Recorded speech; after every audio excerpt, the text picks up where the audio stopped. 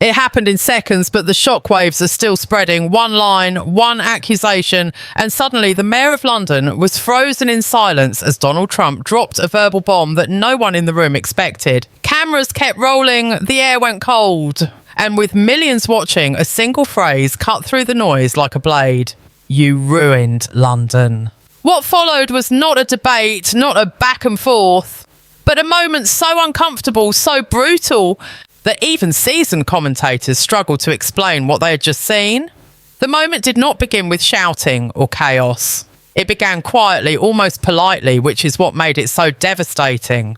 Donald Trump, known worldwide for his blunt and often controversial style, was asked about global cities, leadership, and security. London came up, and with it the name Sadiq Khan. For a split second, everything seemed normal. But then Trump leaned in, changed his tone, and delivered a line that instantly sucked the air out of the room. He did not hesitate. He did not soften the words. He looked straight ahead and said that London, once one of the greatest cities in the world, had been ruined under its current leadership. The reaction was immediate, but not loud. There was no shouting match. Instead, there was silence. A heavy, awkward pause that said more than any argument ever could. Sadiq Khan, watching the remarks unfold live, appeared visibly stunned. This was not a prepared statement he could deflect. This was not a question he could dodge. It was a directed attack delivered on a global stage with no warning and no safety net. Trump did not list policies. He did not read from notes. He spoke in simple, cutting language that anyone could understand, and that is exactly why it hit so hard. Trump went further, painting a picture of a city that he claimed had lost control, lost confidence, and lost its identity. He spoke about fear, about crime, about people no longer feeling safe in a city that once symbolised strength and order.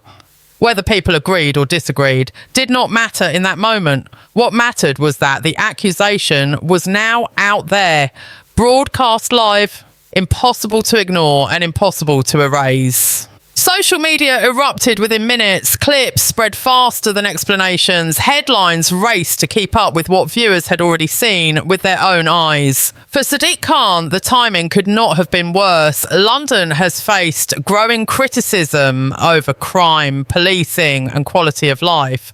And Trump's words poured fuel on a fire that was already burning.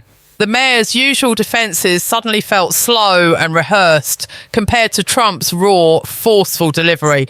There was no chance to interrupt, no opportunity to redirect. The moment belonged entirely to Trump, and he used it to full effect. By the time Khan's team began responding, the damage was already done.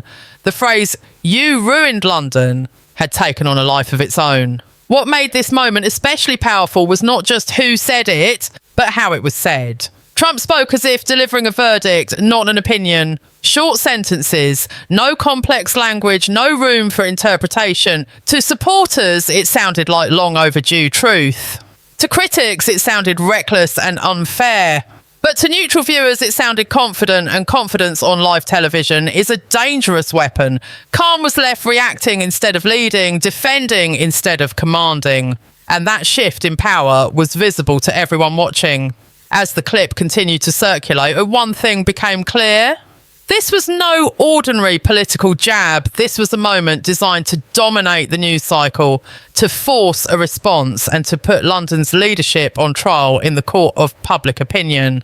And while the arguments would continue for days, maybe weeks, the image that stuck was simple and unforgettable. Trump speaking without restraint, and Sadiq Khan, for once, with no immediate answer.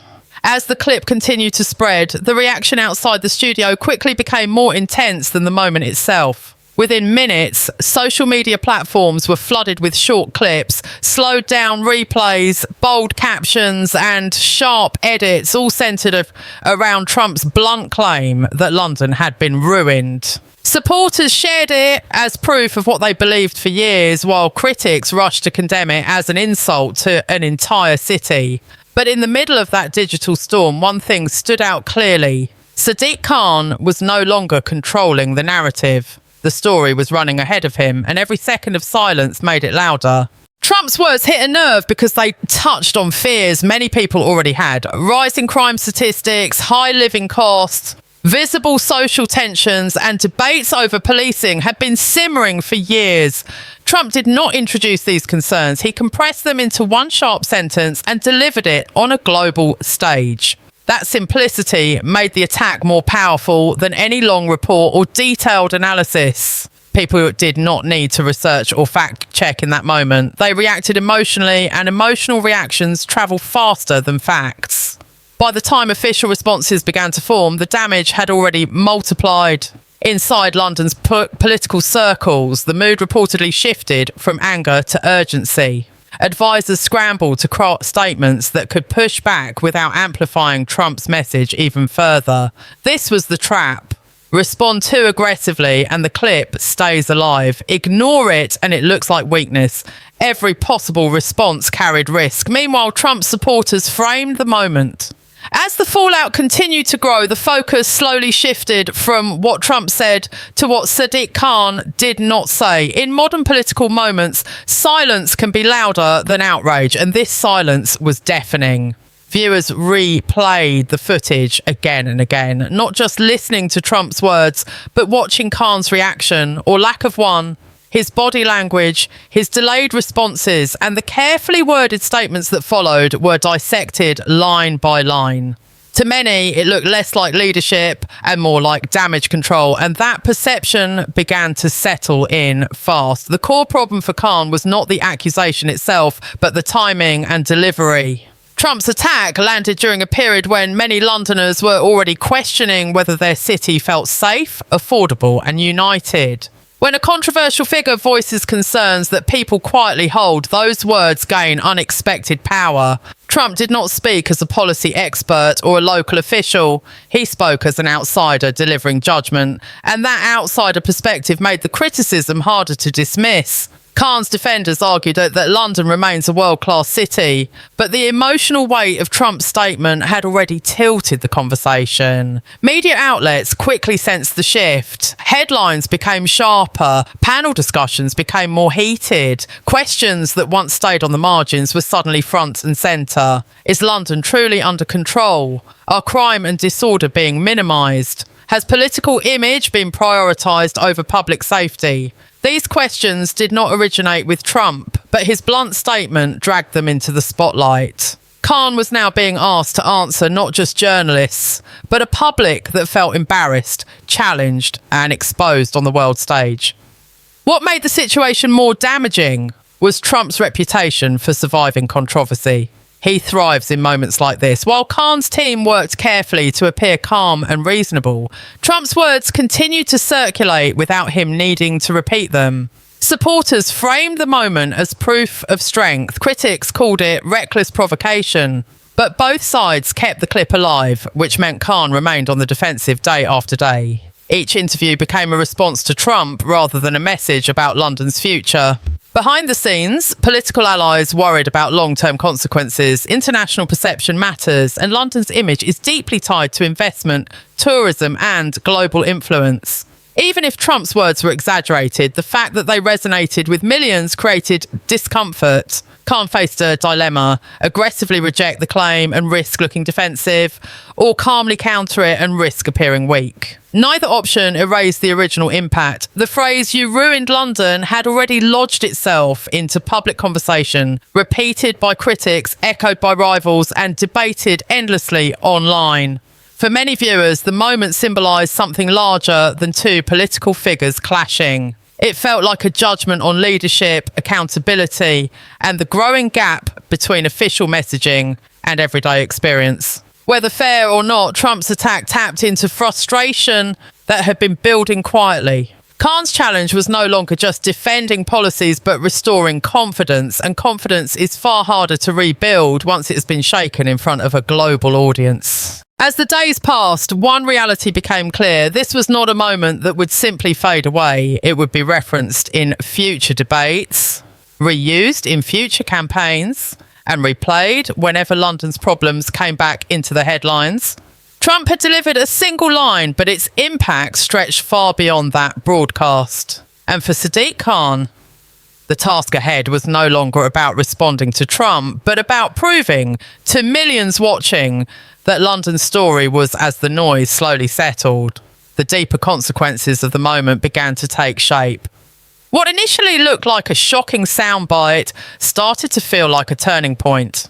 Trump's remark was no longer just an insult aimed at one mayor. It had become a symbol of a much wider frustration about leadership, accountability, and the direction of major global cities. Every new report about crime, every viral video showing disorder, every heated debate about policing now circled back to that same phrase. Fair or unfair, Trump's words had framed the conversation, and escaping that frame proved almost impossible. For Sadiq Khan, the challenge was now structural, not emotional. Public trust is fragile, and once shaken on a world stage, it does not recover through statements alone. His administration pushed data, reports, and comparisons, arguing that London remained competitive, diverse, and resilient. But statistics struggle to compete with perception. People do not live in charts, they live in streets, transport systems, and neighbourhoods. When those daily experiences clash with official messaging, sharp criticism finds fertile ground. Trump's accusation thrived in that gap between numbers and lived reality. Political opponents wasted no time. The moment was recycled in speeches, interviews, and online campaigns, often stripped of context and sharpened for impact. The phrase, "You ruined London," became a political weapon, easy to remember and easy to repeat. Khan's critics used it to question his priorities, while his supporters tried to shift the discussion toward long-term challenges inherited from previous governments. But the simplicity of Trump's statement continued to overpower complex explanations. In modern politics, clarity often beats nuance, even when nuance is more accurate. Internationally, the moment sparked uncomfortable conversations. London's status as a global city depends heavily on confidence. Investors, tourists, and foreign governments watch perception closely. Even exaggerated claims can cause hesitation if they appear to reflect public sentiment. Khan now faced pressure not just from voters, but from economic and diplomatic angles as well. Restoring confidence required visible results, not defensive words. Every policy decision that followed was judged through the shadow of that televised exchange. What made this episode especially dangerous was its staying power.